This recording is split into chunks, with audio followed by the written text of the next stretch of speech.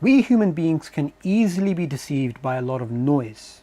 When people are saying, oh my God, we found this new thing, or a lot of people are flocking to a shop and another shop, say, is empty, then people generally flock towards that shop. So as human beings, we have to be very careful. Just because there's a lot of noise being made about something, it doesn't mean that that thing actually has substance. And this is true with chromosome 2. Now, chromosome 2 is seen amongst atheists and amongst Darwinists as some sort of underriding absolute proof of human chimpanzee history, something extraordinary, something amazing.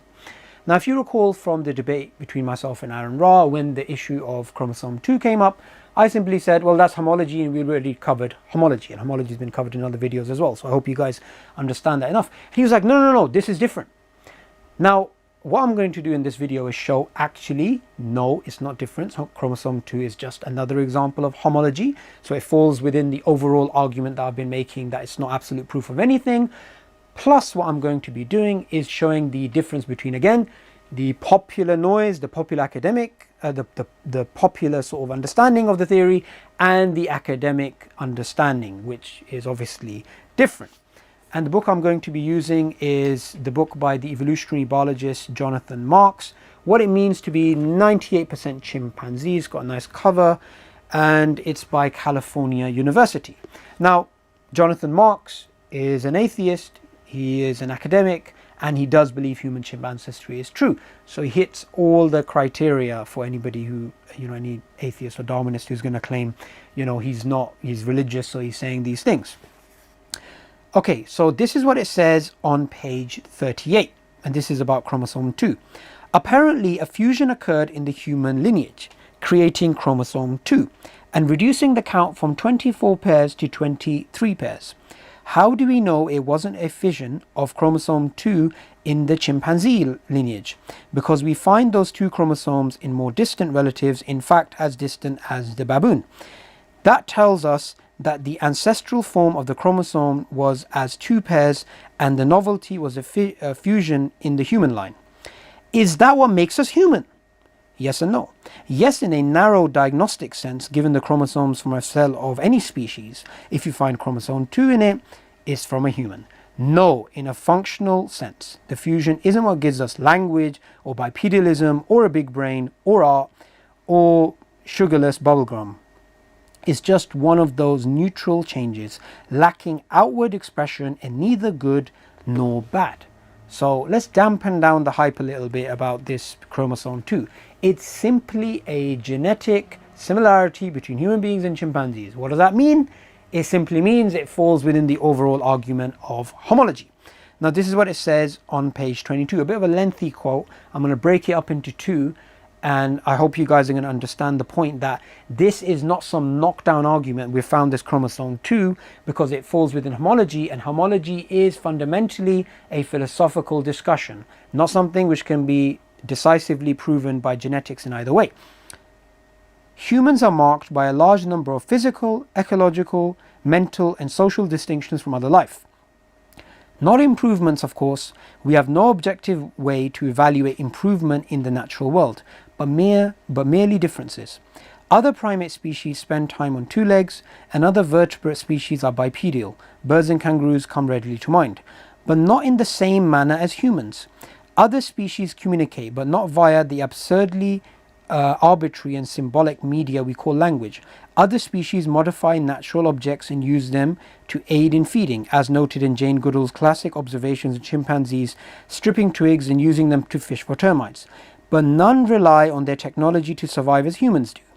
And in no other species does technology take an evolutionary trajectory of its own, a result of the social cycle of invention, adoption, spread, and modification. Other species appear to grieve, but none weep as humans do, and certainly not over imaginary events like those in Les Miserables or Love Story. What does genetics have to say about all this? Nothing. Sameness, otherness is a philosophical paradox that is resolved by argument, not by data. Genetic data tells us precisely what we knew, that humans are both very similar and different from the great apes. So this whole argument of chromosome 2, it falls within homology, and homology fundamentally is a philosophical discussion. End of. So somebody can go into more detail about homology in terms of chromosome 2, and somebody can go into more detail about any particular similarity in DNA structure. It makes no difference. It still falls within the argument of homology. Now the quote continues. But genetics is able to place a number on that similarity. It is not uncommon to encounter the statement that we are actually something like 99.44% genetically identical to chimpanzees. Actually, that number is a fabled degree of purity of ivory soap, but it serves the purpose. You can literally count the number of base differences among the same regions of the DNA in humans and chimpanzees and gorillas and add them up. Or you can do the same thing to the products of DNA protein structures.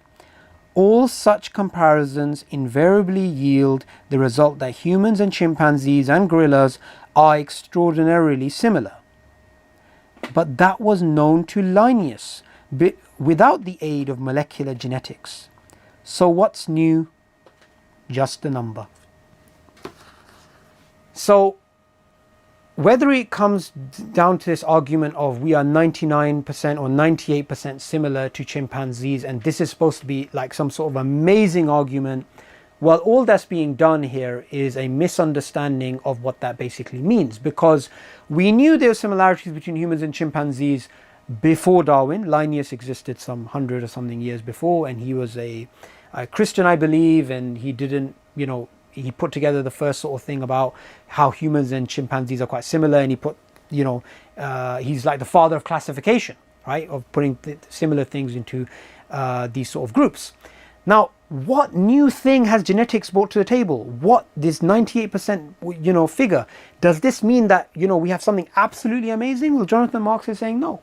It's just a number that we have, and it doesn't add anything to the actual philosophical discussion. It's just simply another way of showing that there's similarity.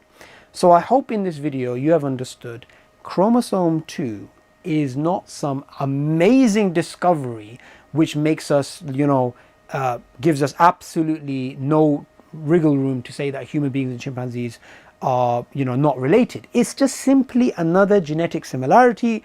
Therefore it falls into the discussion of homology, and homology fundamentally is a discussion which is philosophical, and in other videos I've covered the problem of homoplasy and the other wider problem that all the homology in the world means nothing unless you have a mechanism, and the mechanism itself has sub-assumptions. So I hope in this video, if you've not understood anything, you've at least understood one thing.